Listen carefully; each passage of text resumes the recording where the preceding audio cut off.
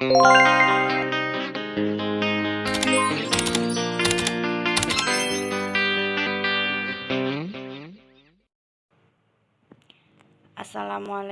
warahmatullahi wabarakatuh. Nama saya Anissa Fatma Mulia, NIM 19018872. Di sini saya akan menjelaskan tentang strategi bisnis dalam pemasaran digital. Yang terbagi menjadi strategi bisnis sebagai isu penting, strategi promosi dalam pasar digital, perilaku konsumen dalam pasar digital. Strategi pemasaran yang dirancang untuk mempromosikan barang atau jasa dengan tujuan untuk menghasilkan keuntungan. Strategi pemasaran adalah sering juga disebut sebagai marketing strategi. Fungsi strategi pemasaran meningkatkan inovasi pengembangan bisnis, membuat koordinasi tim lebih efektif, merumuskan tujuan perusahaan, mengawasi kegiatan pemasaran, meningkatkan penjualan. Contoh strategi pemasaran: yang pertama, memanfaatkan mesin pencarian Google.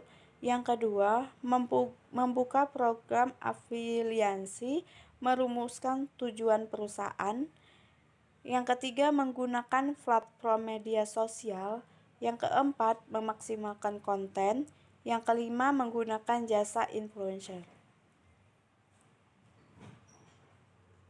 Selanjutnya, elemen strategi pemasaran terdiri dari produk, harga, promosi, tempat tinggal, dan orang-orang. Yang pertama akan membahas tentang strategi bisnis sebagai isu penting. Thomas M. Blair menjelaskan bahwa isu strategis mengarah kepada aspek-aspek yang penting yang merupakan perhatian dalam upaya mencapai tujuan bisnis sebuah perusahaan. Igor Ansop memberikan pengertian tentang isu strategi sebagai sebuah perkembangan ke depan, baik yang terjadi di dalam organisasi maupun di luar organisasi, yang cenderung memiliki dampak penting terhadap kemampuan perusahaan untuk memenuhi tujuannya. Adapun menurut Jen Dutton, isu strategis didefinisikan sebagai suatu perkembangan, peristiwa-peristiwa dan tren-tren yang memiliki potensi berdampak terhadap strategi organisasi. Secara umum, isu strategis merupakan sebuah kondisi atau pengembangan atau peristiwa atau tren yang berkenaan dengan lingkungan organisasi dan dampak terhadap kemampuan organisasi dalam mencapai tujuan serta strategi-strategi organisasi.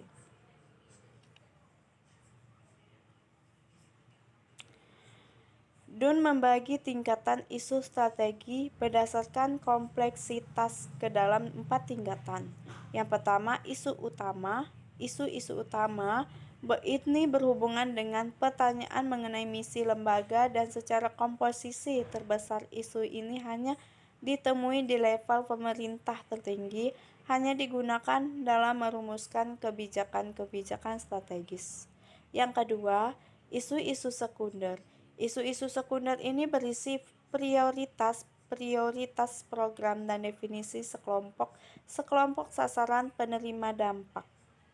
Isu ini terletak pada tingkat instansi pelaksanaan program pemerintah pusat dalam porsi yang lebih besar digunakan untuk merumuskan kebijakan-kebijakan strategis. Yang ketiga, isu-isu fungsional berisi memasukkan pertanyaan-pertanyaan seperti anggaran, keuangan, dan usaha untuk memperolehnya. Isu ini digunakan pada tingkatan program maupun proyek, dengan komposisi yang sama antara kebijakan strategis dengan kebijakan operasional. Yang terakhir, isu-isu minor. Isu-isu minor ini meliputi versional, staf, keuntungan bekerja, waktu libur, jam kerja, dan petunjuk pelaksanaan serta peraturan. Isu ini digunakan untuk menjawab pertanyaan-pertanyaan pada tingkat proyek spesifik dengan komposisi dominasi kebijakan operasional. Selanjutnya membahas tentang perilaku konsumen dalam pasar digital. Yang pertama, membandingkan kualitas produk dan review di internet. Sebagian besar konsumen Indonesia akan lebih dulu mencari tahu kualitas dari produk yang dibutuhkan dan review yang ada di internet. Biasanya mereka akan menempatkan halaman pencarian Google, media sosial, atau kolom testimonial yang terdapat pada toko online. Yang kedua, utamakan kemudahan pemesanan dan pembayaran. Di era digital seperti saat ini, harga murah tidak lagi menjadi satu-satunya daya tarik pelanggan. Sebagai besar justru lebih memilih harga produk yang lebih mahal, namun tentunya dengan kualitas dan layanan jauh lebih baik. Selanjutnya, menyukai personalisasi. Masing-masing pelanggan memiliki kebutuhan dan keinginan yang berbeda terhadap produk dan layanan yang diberikan. Kondisi inilah yang membuat produk atau layanan yang telah dipersonalisasi lebih disukai dan populer di kalangan pelanggan. Selanjutnya, tidak ingin tertinggal atau hype trend. Satu lagi perilaku konsumen dalam berbelanja di era digital, yaitu mereka tidak ingin tertinggal tren atau segala sesuatu yang sedang menjadi trending topic. Selanjutnya ada strategi promosi pasar digital. Yang pertama ada search engine marketing. Search engine marketing adalah penggunaan iklan berbayar untuk memasang bisnis di halaman hasil mesin pencarian atau search engine result facts. SEM juga dapat diartikan seperti membeli ruang di bagian atas pada hasil pencarian di Google. Jadi ketika menggunakan strategi ini, maka website kita akan tampil di posisi atas di SERV Google untuk pencarian kata kunci tertentu. Selanjutnya ada search engine optimization. Search engine optimization adalah proses peningkatan visibilitas website di search engine result facts secara organik atau tidak berbayar. SEO dapat mendorong lebih baik penjualan produk karena strategi ini akan membantu website Anda agar bisa menduduki peringkat tertinggi di halaman mesin pencarian. Selanjutnya ada social media marketing. Sosial media memang menjadi bagian penting dari strategi promosi bisnis. Dengan menggunakan berbagai platform sosial media yang ada, bisnis kita akan terbantu untuk bisa terhubung dengan pelanggan, brand awareness yang lebih baik, serta mendapatkan prospek dan penjualan yang lebih tinggi. Selanjutnya ada email marketing. Strategi promosi selanjutnya adalah email marketing atau email subscription. Strategi ini diangkat sebagai jenis pemasaran digital yang populer dan efektif.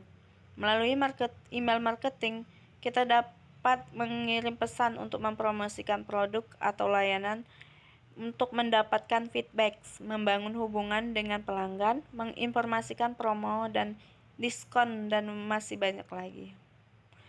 Dan selanjutnya ada influencer marketing. Influencer marketing adalah cara mempromosikan produk atau jasa dengan memanfaatkan influencer untuk menyampaikan pesan pemasaran. Biasanya influencer tersebut datang dari kalangan artis, blogger, konten kreator, ataupun orang populer untuk niche tertentu.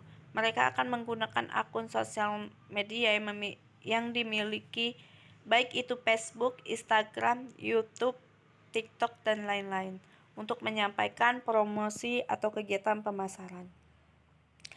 Yang terakhir ada viral marketing.